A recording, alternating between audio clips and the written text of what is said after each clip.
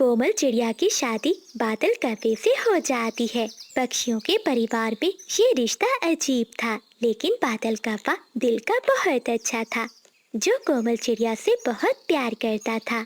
लेकिन बादल कौवे की माँ सवित्री को ये रिश्ता पसंद नहीं था। वो चाहती थी कि बादल की शादी पड़ोस की बिजली कौवी से हो। बिजली कौवी कोमल चिड़िया को देखकर जल भुन रही थी, क्योंकि वो कौवे से शादी करके उसके बड़े घोंसले और प्रॉपर्टी पर कब्जा करना चाहती थी। जब तक ये चिड़िया इस घर में है, मैं बादल की जिंदगी में कभी जगह नहीं बना सकती। अब मुझे कुछ न कुछ तो करना ही होगा। ऐसा सोचते हुए बिजली कौवी चिड़िया की सास के पास जाती है और उसके कान भरने लगती है। अरे माँ जी, आपकी बहू तो बहुत चालाक निकली। हाय हाय माँ जी, ये सब सुनने से पहले मेरे कान क्यों नहीं फट गए? क्या बेटी, क्या सुना है तुमने? मुझे बताओ। माँ जी, ये सब बताते हुए मुझे बहुत दुख हो रहा है। आपकी बड़ी बहू बहुत चालाक निकली।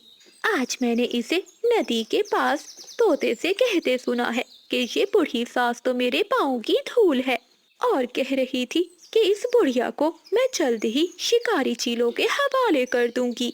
क्या मेरी बहू ने ये सब कहा? इसकी इतनी हिम्मत!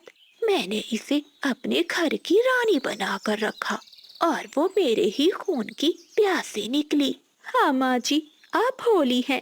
असल में बादल के लायक तो मैं थी।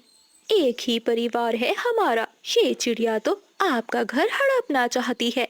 ऐसे बिजली कौवी चिड़िया की सास के खूब कान भरती है। अब सावित्री बिजली कौवी की बातों में आकर कोमल चिड़िया पर बहुत अत्याचार करने लगती है।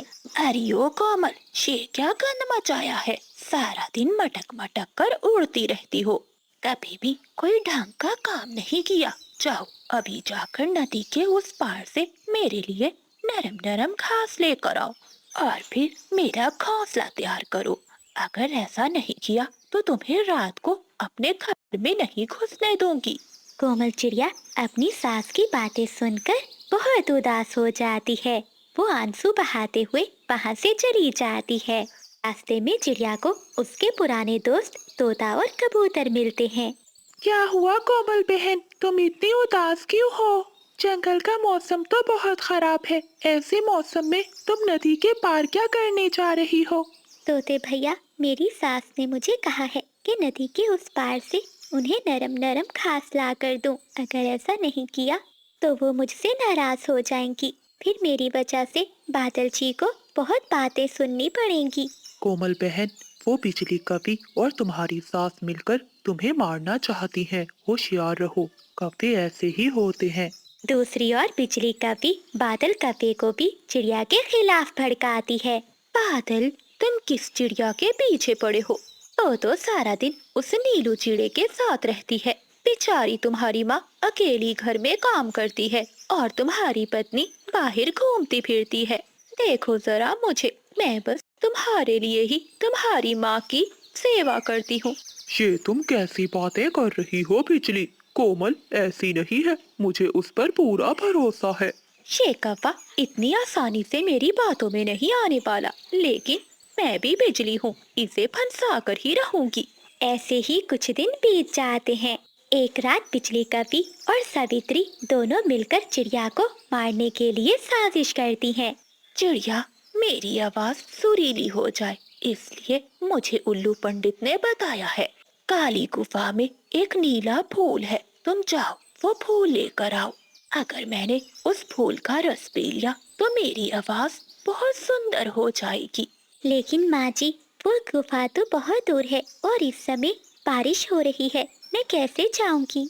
ये सब मैं नहीं जानती। मैंने तुझसे जो कहा है तुझे करना होगा। अगर तूने ऐसा ना किया तो बादल के आने पर मैं तुझे इस घर से हमेशा हमेशा के लिए निकाल दूंगी। नहीं माँ जी, बादल जी से आप कुछ मत कहिएगा, मैं जाती हूँ। ऐसा कहते हुए कोमल चिड़िया वहाँ से चली जाती है। चिड़िया के जाते ही बिजली कौवी सावित्री के पास जाती है। अरे वाह माँ जी, आपने तो कर दिखाया। माँ जी, उस काली गुफा में काला सांप रहता है। जो भी उस गुफा में जाता है वो कभी लौट कर नहीं आता।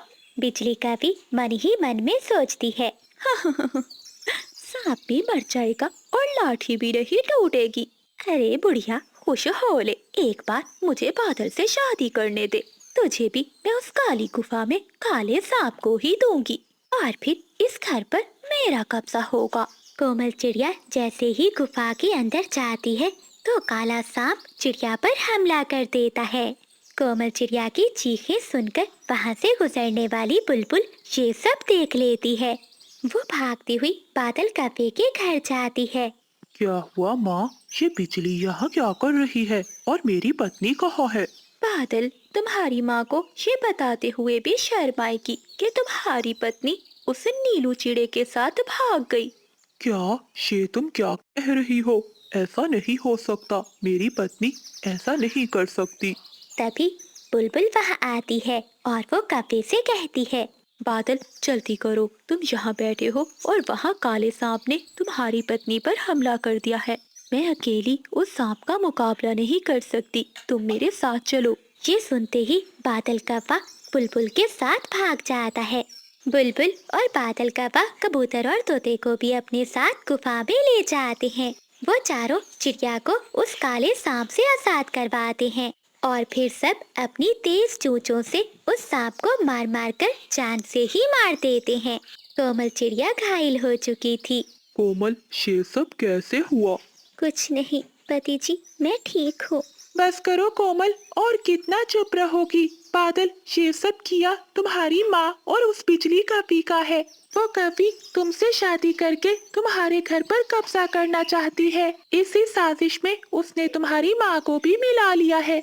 ये सब सुनकर बादल कव्वे को बहुत गुस्सा आता है और वो वहाँ से चिड़िया को लेकर घर चला जाता है।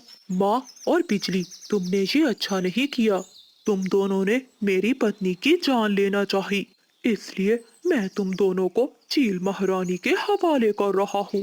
चील महारानी का सुनकर बिजली कव्वी तो वहाँ से भाग जाती है। अरे बिजली, कहाँ जा रही हो? तुम भी इन सब में शामिल हो। लेकिन बिजली कव्वी पीछे मुड़कर नहीं देखती और वो भाग जाती है। देखा माँ, तुम जिसकी बातों में आकर अपनी बहू को मारने चली थी, वही कव्वी अब तुम्हारी बात भी नहीं सुन रही और तुम्हें अकेला छोड़कर चली गई। वो कव्वी तो तुम्हें अपनी बातों में फंसाकर इस घर पर कब्जा करना चाहती थी। वहीं सावित्री को अब अपनी गलती का एहसास हो गया था। वो फूट फूट कर रोने लगती है। कोमल बेटी, मुझे माफ कर दे, मैं उस काली कव्वी की बातों में आ गई थी और उसकी काली बातों पर यकीन कर बैठी। मैंने अपने दूंगी। देख चिड़िया, तू बहुत गरीब है और हमारे पैसे कभी नहीं लौटाएगी। वैसे भी मुझे पैसों की जरूरत है। मैंने अपने लिए सोने के झुमके बनवाने हैं। अगर पैसे तुम्हें दे दिए तो मैं अपने सोने के झुमके कैसे बनवाऊंगी? जा जा, अब चली जा। अमीर पक्षी देखे नहीं कि चले आते हैं ये भिखारी मांगने। कोमल चिड़िया बहुत नाराज होती है और वहाँ से चली जाती है। अब तो चिड़िया की सास की तबीयत भी बहुत खराब रहने लगी थी और चिड़िया की दोनों बेटियां भूख से रोती रहती थीं। वो अपनी भूख तो बर्दाश्त कर सकती थी, लेकिन अपनी बेटियों की भूख कैसे सहन कर सकती थी? कोमल चिड़िया नाराज हो जाती है। तभी उसको याद आता है। वो अपने गले से सोने की चैन उतारती है।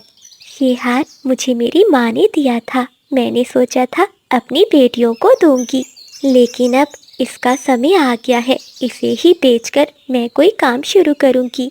ऐसा सोचते हुए कोमल चिड़िया उल्लू सुनार की दुकान पर जाकर वो हार बेच देती है, जिससे उसे कुछ पैसे मिल जाते हैं। मैं अपने परिवार को ऐसे भूखे नहीं मरने दूंगी। इन पैसों से कोई ना कोई कारोबार जरूर शुरू करूंगी, लेकिन इतने थोड़े पैसों में मैं कौन सा कारोबार शुरू करूं? कुछ दिनों बाद कोमल चिड़िया को उसकी माँ वाले जंगल का एक चिड़ा मिलता है। चंदू चिड़ा कोमल चिड़िया की शादी से पहले उसे बहुत पसंद करता था, लेकिन कभी उससे कुछ कह नहीं पाया था। कोमल, तुम यहाँ कैसे, और तुमने अपना ये कैसे हाल बना रखा है? चंदू, मैं ठीक हूँ। यहीं पास में तिनकों के घोंसले में रहती हूँ। मगर कोमल, तुम्हारा पति तो बहुत अमीर था, फिर तुम ये तिनकों के घोंसले में कैसे? चंदू, मेरे पति अब इस दुनिया में नहीं रहे। घर बिक गया, बहुत गरीबी में दिन गुजार रहे हैं हम। कोई काम भी नहीं कर पा रही हूँ। मेरे पास केवल यही पैसे हैं। मेरी सास बहुत बीमार रहती है और मेरी 2 बेटियाँ भी हैं। वक्त ने हमारा साथ छोड़ दिया। मैं सब कैसे कर पाऊंगी? चिंता नहीं करो कोमल, तुम चलो मेरे साथ। फिर चंदू चिड़ा कोमल चिड़िया को एक बड़ी चूड़ियों की दुकान पर ले जाता है। कोमल, ये मेरी ही दुकान है। तुम्हें फ्री में देकर मैं तुम्हारे आत्मसम्मान को